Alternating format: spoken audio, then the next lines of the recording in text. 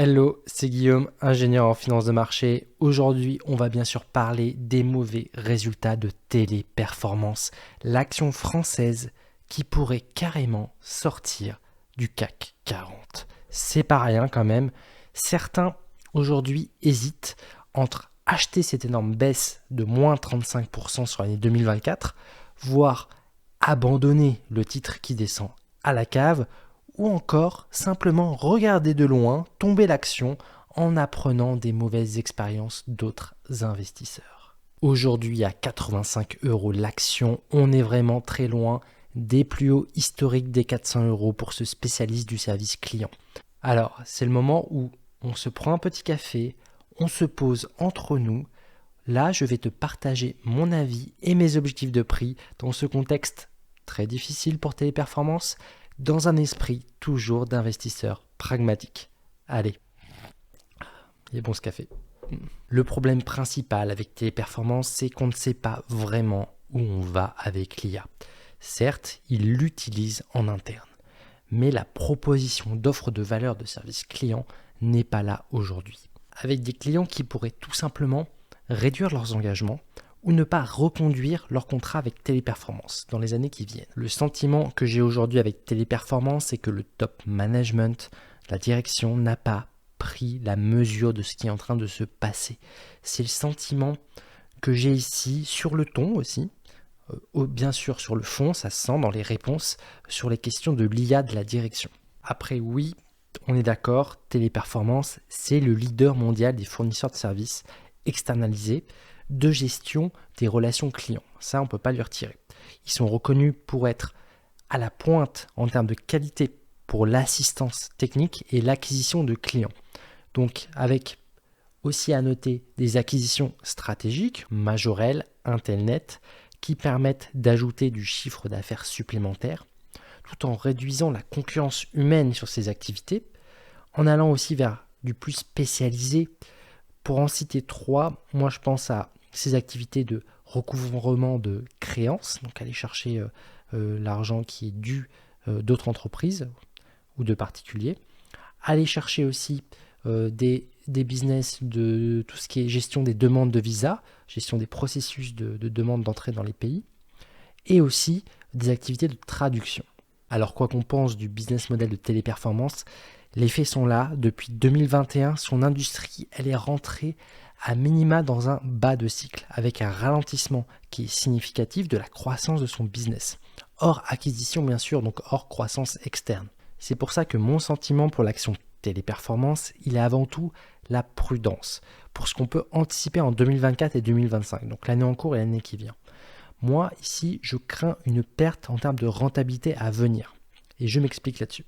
D'abord, je vois un effet côté offre, poussé par une concurrence plus rude et moins chère avec l'intelligence artificielle, bien sûr. ChatGPT est passé par là depuis un an à peu près.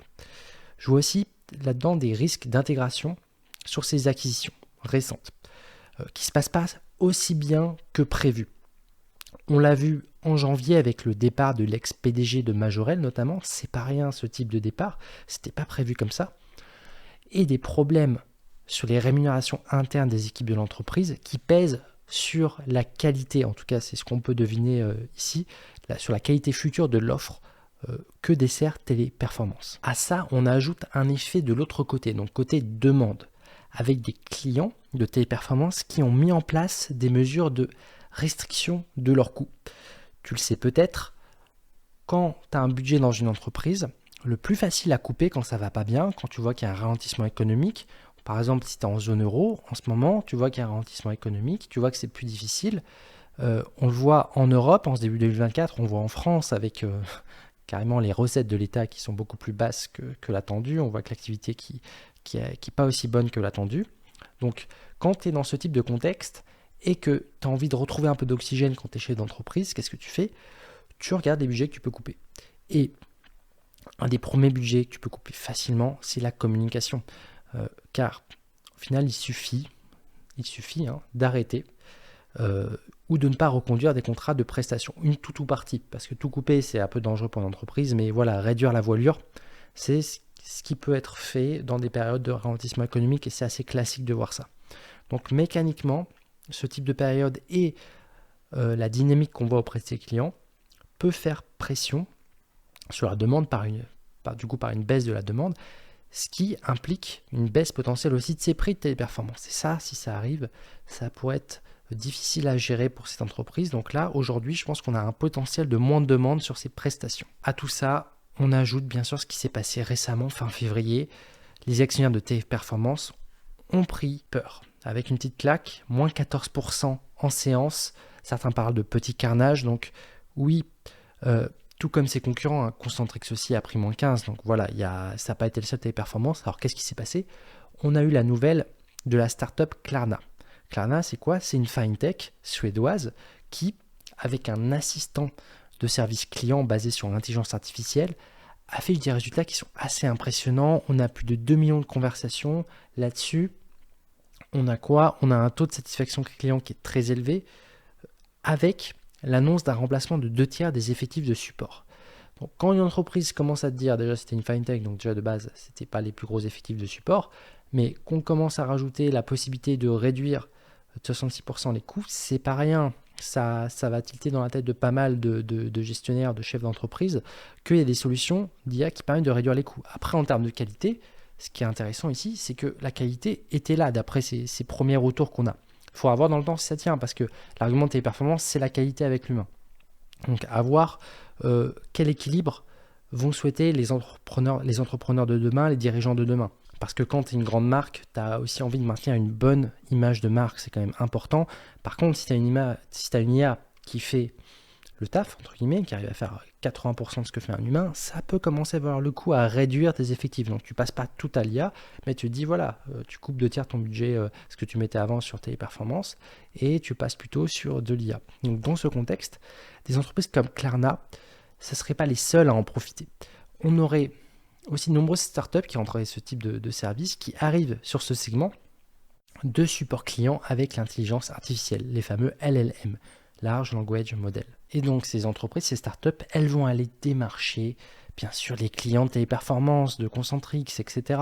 Et surtout aller attaquer des marchés de services clients que Téléperformance n'a pas aujourd'hui parce qu'elle n'est pas prête à aller les chercher. Donc pas étonnant que les actionnaires paniquent ici et vendent toute ou partie de leur position sur Téléperformance dans ce contexte. Aujourd'hui, le risque sur le titre, il atteint carrément les 58%. C'est très élevé et peu supportable, il faut le dire, pour la plupart des portefeuilles. Un portefeuille bon père de famille, du Téléperformance, ça coince. C'est pas en accord avec le niveau de risque supportable pour ce type de portefeuille. Donc le sujet brûlant pour Téléperformance, ça demeure l'intelligence artificielle depuis 1 an maintenant, suite au lancement de ChatGPT et des startups qui viennent rajouter des propositions de valeur technologique sur support client. Alors, certes, en théorie, Téléperformance, avec sa position de leader, a les meilleures données et aussi les meilleures compétences humaines avec des experts, hommes et femmes du service client, qui ont l'expérience dans ce domaine, bien sûr. Mais ça ne va pas suffire pour séduire les marchés aujourd'hui. Pour cela, il faut être capable de délivrer une croissance qui est à la hauteur. On arrive maintenant à l'événement récent qui vient clouer Téléperformance. Ce 7 mars, avec sa publication de résultats, qui est décevante. Décevante surtout pour ses objectifs de 2024, en dessous des attentes. Ça s'explique notamment par une croissance organique qui est assez flat, qui est assez neutre, à plus 0,5% pour son dernier trimestre. Donc avec son activité principale de service qui affiche 1,7%. Ce qui inquiète le plus ici pour Téléperformance, ce sont ces objectifs qui sont timides pour 2024, qui pourraient clairement indiquer que le management a pris conscience de ce ralentissement de son activité au sein de son industrie du support téléphonique. Donc oui, Téléperformance, ici, continue à faire de l'argent. Là-dessus, il n'y a pas de souci. On a des bénéfices, on a 602 millions d'euros en 2023, avec une baisse sous les moins 6%, comparé à 2022. Donc voilà, une baisse quand même sur ses bénéfices. Donc Téléperformance ici fait des bénéfices, mais pas avec des super perspectives. On est sur du 2% de son chiffre. Donc en organique, hors acquisition, parce qu'avec les acquisitions, les intégrations, chiffre d'affaires de marge réelle, etc., bien sûr, le chiffre d'affaires va être en croissance à périmètre non constant. Mais voilà, donc dans ces conditions de marché ici, sur son business, son cœur de métier, donc dans ces conditions de marché, ce n'est pas très attractif pour Téléperformance. Donc hier, ce fut une nouvelle sanction pour l'action Téléperformance qui s'enfonce sous les 90 € l'action, aujourd'hui à 85 €.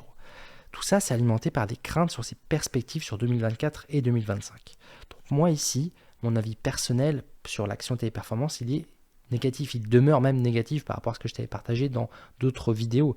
Donc oui, sur Téléperformance, j'ai déjà fait cette analyse-là qu'il faudrait un virage serré sur l'IA avec des offres spécifiques, concrètes, qui répondent au marché aujourd'hui avec les nouvelles technologies qu'on a, souscrites par ses clients sans se cannibaliser sur ces offres déjà existantes. Ça, c'était le virage à faire pour Téléperformance. Elle ne le fait pas. Elle continue à parier sur l'humain, ce qui est une stratégie, mais c'est un peu la stratégie d'entreprise qu'on pourrait peut-être qualifier en phase de déclin. C'est possible que le top management aujourd'hui fasse l'autruche sur ces technologies. Après, elles les utilisent en interne, je ne dis pas qu'elles n'utilisent pas. Ce que j'explique, c'est que le marché est déçu qu'elle ne propose pas vraiment d'offre de valeur spécifique IA pour agrémenter son offre. Donc voilà, vu la direction que prend le management ici, ça déçoit. Moi, je m'attends dans ces conditions à un prix de son action qui pourrait descendre encore sous les 80 € l'action.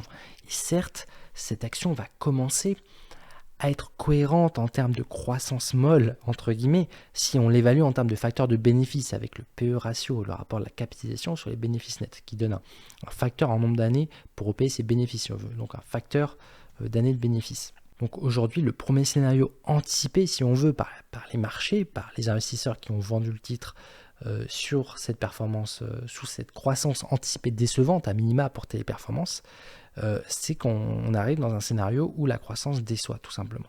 Donc voilà, ça va avoir une conséquence qui va être assez tragique pour le titre, ici, avec une sortie du CAC 40 à l'horizon. Ça, c'est pas à mettre de côté, parce que ce qui dit sortie du CAC 40, dit des actionnaires et des fonds, donc des gros actionnaires, les gros fonds, qui devraient alléger leur position sur le titre et mécaniquement faire une pression baissière supplémentaire, et ça pourrait faire descendre le titre encore plus bas. Donc dans ce contexte, moi je pense qu'une stratégie d'acheter Téléperformance à 85 € pour abaisser son PRU, son prix de revient unitaire, ou pour tenter d'acheter une entreprise qui pourrait remonter, pour moi ça c'est très cavalier comme stratégie et je ne ferai pas ça. Donc ici, on est sur une ambition de croissance molle pour le top management de Téléperformance, avec des conditions de marché qui sont très difficiles, des incertitudes aussi sur l'intégration de ces récentes acquisitions. Voilà, sur ce dossier, sur Téléperformance, moi, malgré la qualité de leurs prestations, de cette entreprise qui a toujours une position de leader aujourd'hui, mon avis personnel, il va rester négatif. En bonus, voici un petit aperçu de l'application que je suis en train de développer pour le club privé des investisseurs pragmatiques. Ici, l'aperçu porte sur l'action Téléperformance, bien sûr. L'application, elle va te permettre de suivre ton portefeuille d'actions facilement pour t'assurer d'acheter des actions de qualité pour faire croître ton patrimoine.